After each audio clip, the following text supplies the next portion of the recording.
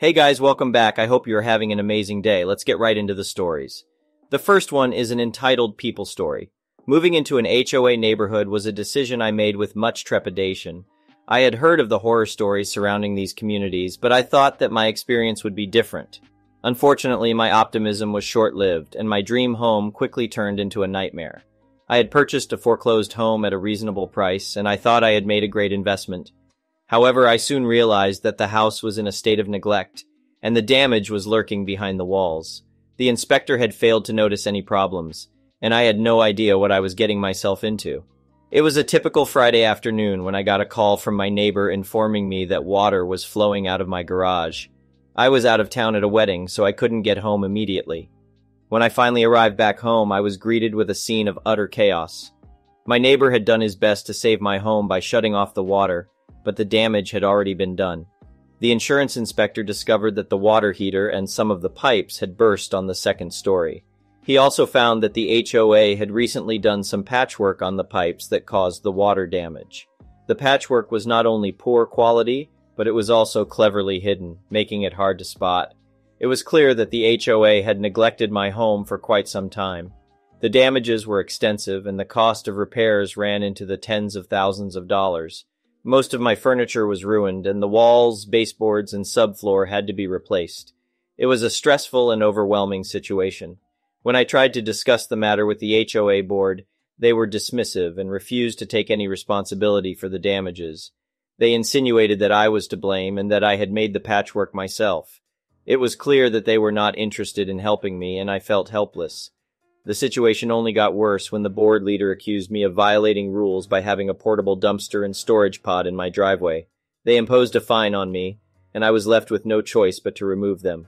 I was furious, but I knew that I had to stay calm and find a solution.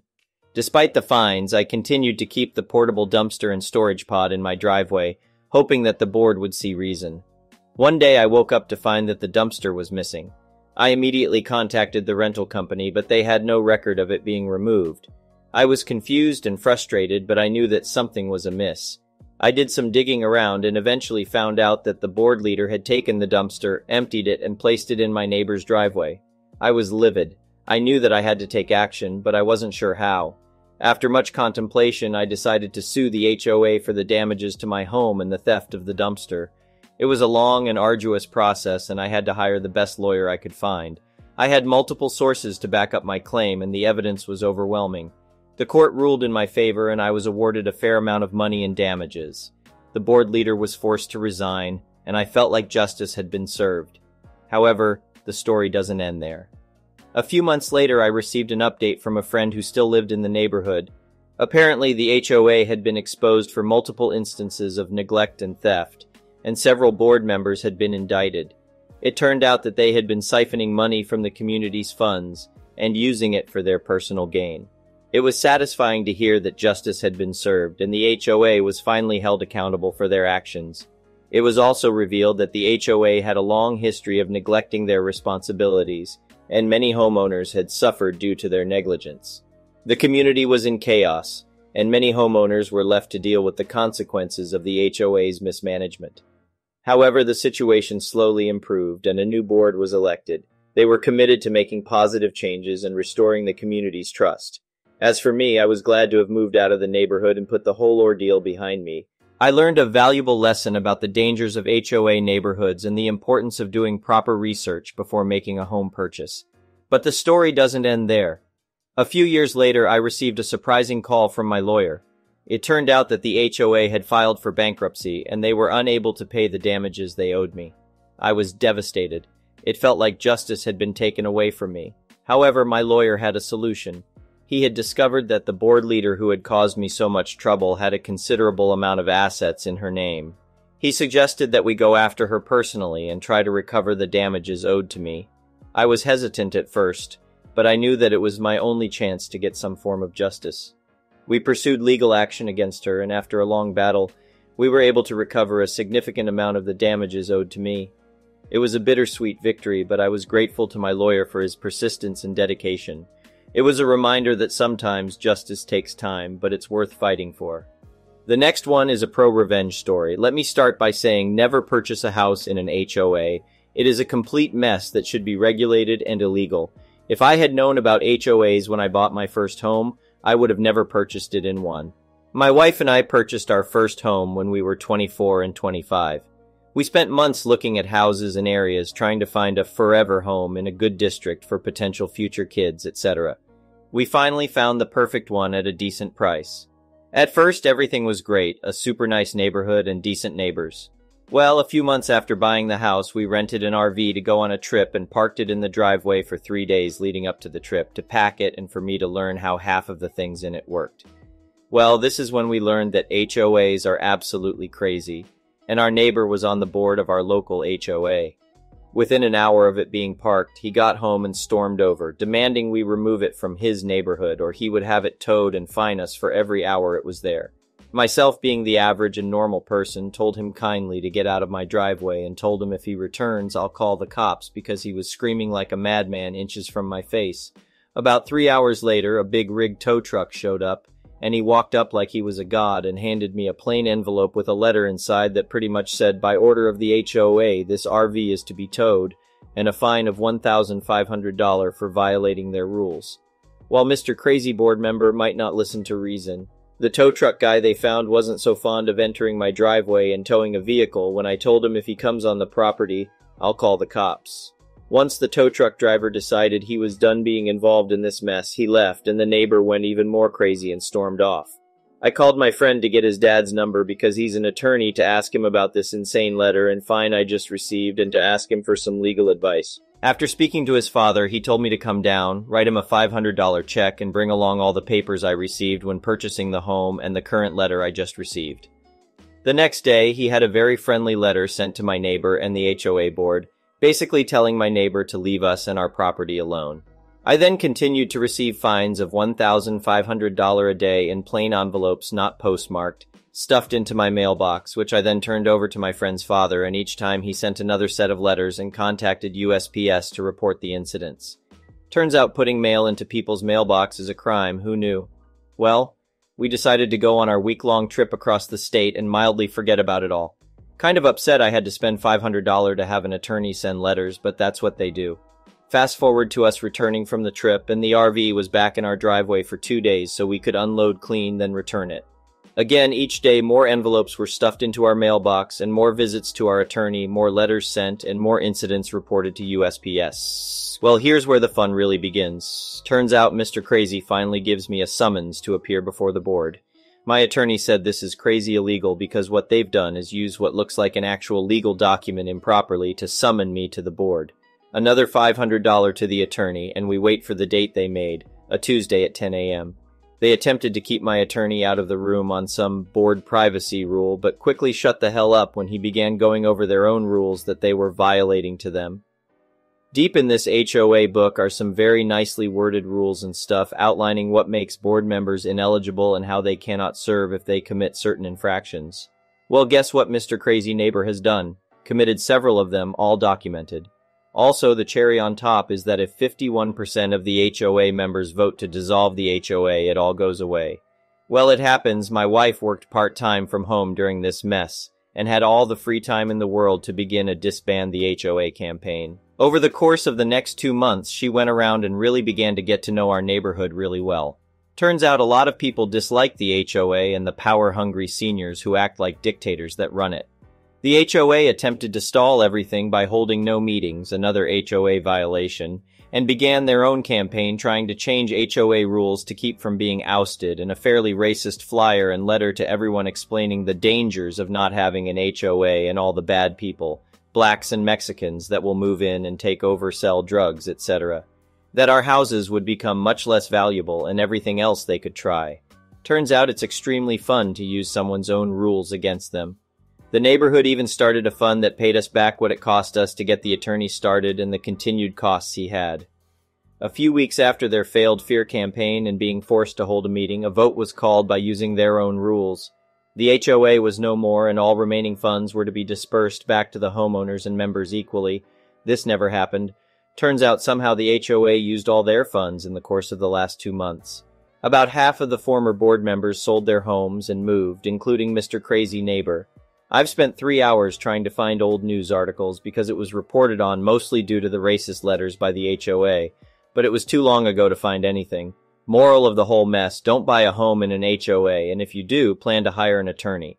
The next one is a petty revenge story. I've been enrolled in a cooking school for over a year, and my mom has never been supportive because I dropped out of a nursing program to get into a cooking school. She's always making snide comments about how I should have been a nurse or a lawyer or how I'll only ever be a subservient housewife with this. And when I do make something, she always criticizes it like she's Gordon Ramsay or something. Oh, too much salt. It's undercooked. It looks like crap. Even though pretty much everyone else says the opposite, she's looking for any little thing she can critique about my cooking. She keeps telling me I can't cook and need to get into a real career. I've cooked 3-course dinners for the family and they always get positive reviews, except for her. She had a party for her work friends. I made a whole tray of my specialty take on homemade meatballs, a recipe I conceptualized myself, my signature dish. Everyone kept going back and getting more, so many that they ran out. I asked Mom what she thought. She said, "They were drunk, they couldn't taste anything." So I figured if I wanted to get her to compliment my cooking, I'd have to trick her. I cooked her a meal, one of her favorites from scratch, her biggest weakness that she can never resist. I dressed it up to look professional and put it in a generic to-go box and had my boyfriend take video of me preparing it, start to finish. I called her and told her that my boyfriend and I were eating at this diner that doesn't exist. I made up a fake name for it and everything. I told her they had her favorite meal and asked if she wanted us to bring her one. Of course, she said yes. I brought the dish and told her more about the fake diner. She started eating it and complimented how good it was. How she wanted to go there and get another one. After she was almost through with the meal, I asked her for her honest opinion so we could write a review on Yelp. She went on for 10 minutes about how great it was, and then I sprung it on her that I cooked it. Her tone changed. She put the fork down and said she was lying, that it tasted like crap. My boyfriend showed her the video, she Googled the restaurant, and it didn't show up. She started pointing out flaws with the meal, like how there was too much sauce and it was really spicy and burned her mouth. I asked her why she almost finished the whole thing if it was so spicy. She didn't say anything, so I just asked her if she was ready to admit it. She said no, so we left, but I spotted her eating it from the other room. I asked her again, and she laughed and finally told me yes, that I'm a good chef. So after a year of doubting I was a good chef and holding my dreams back, she finally admitted it. The next one is an entitled people story. I work in the hotel business and have been working the audit, third shift, for years. In that time, I have seen a lot of stuff. Sleepwalkers without any clothes, old ladies wanting me to be fired because I wouldn't break the rules for them, having a gun pointed at me during a robbery, people injuring themselves so they could get a free night, someone tearing up a room, then going to the manager and seriously asking, "Sir, may I have a room?" A staff member claiming the hotel had been robbed but had taken the money themselves, someone dying of an overdose, then this person's boss and co-workers claiming they didn't know who he was and expecting the hotel staff to lie to the police for them, people throwing a party in their room and telling me it's okay as they were part of the wedding group and they should be able to make as much noise as they want at 1 a.m. in the morning. They got tossed out and they didn't seem to even consider the possibility they did anything wrong. Being accused of stealing a woman's purse from a room and not getting any apology when the purse was later found in the room, and much more. Now, I am not going to say I have seen it all because I know that there is going to be something new and probably bad that will come my way. And recently it did. It was the weekend, and we had a sports team in the house with the players being about 10 to 12 years old. This means there are a bunch of kids running around while their parents are up in a room partying. I don't know who made more noise, the parents or the kids. The next morning, this group gets read the riot act and told if there are any problems the next night from them, the whole team gets booted out of the hotel. The next night, I come in for the third shift, and the second shift front desk person, Bill, not his real name, said there had been no issues and the team had been quiet. Great, no more problems. As we are changing over the shift, a man comes down to the front desk, clearly very angry.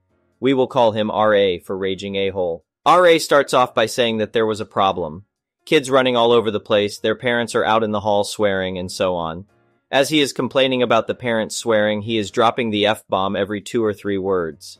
I politely ask what room he was in, and he starts raging at Bill.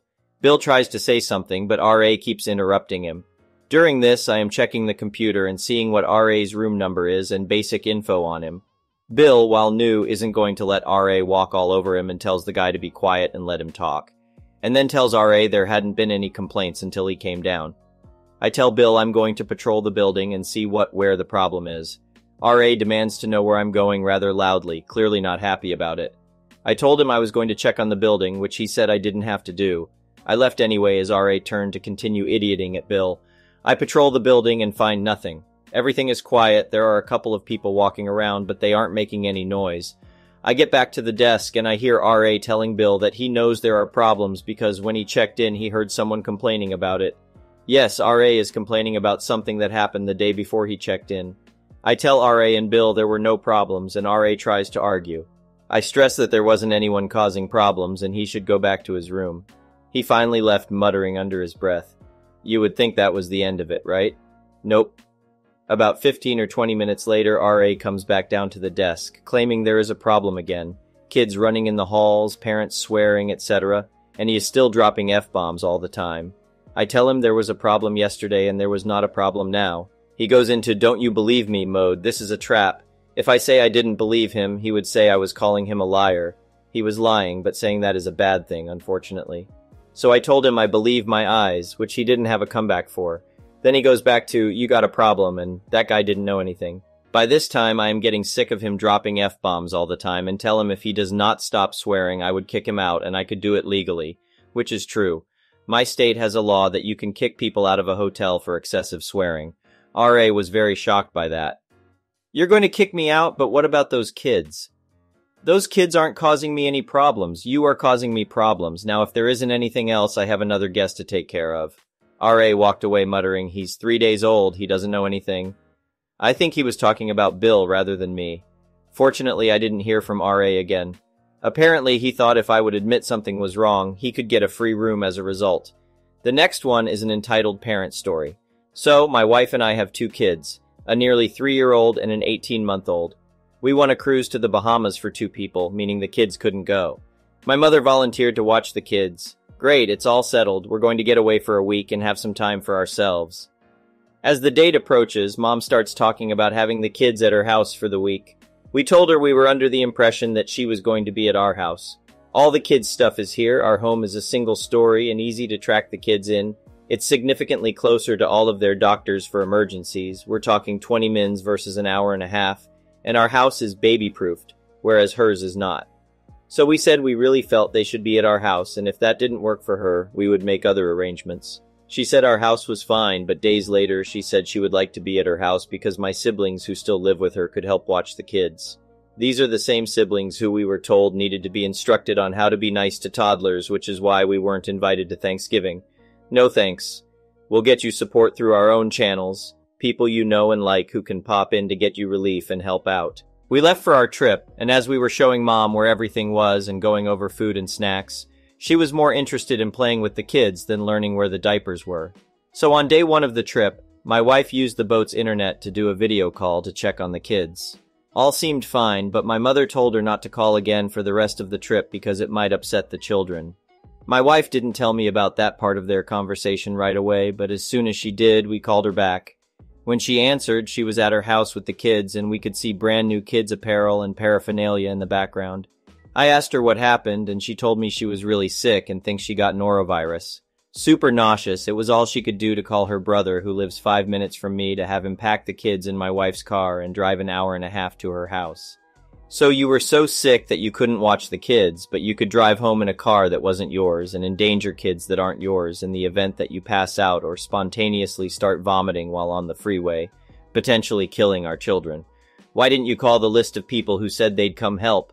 They had set aside parts of their weeks to come out and support with their time and money. Do they even know the kids aren't home?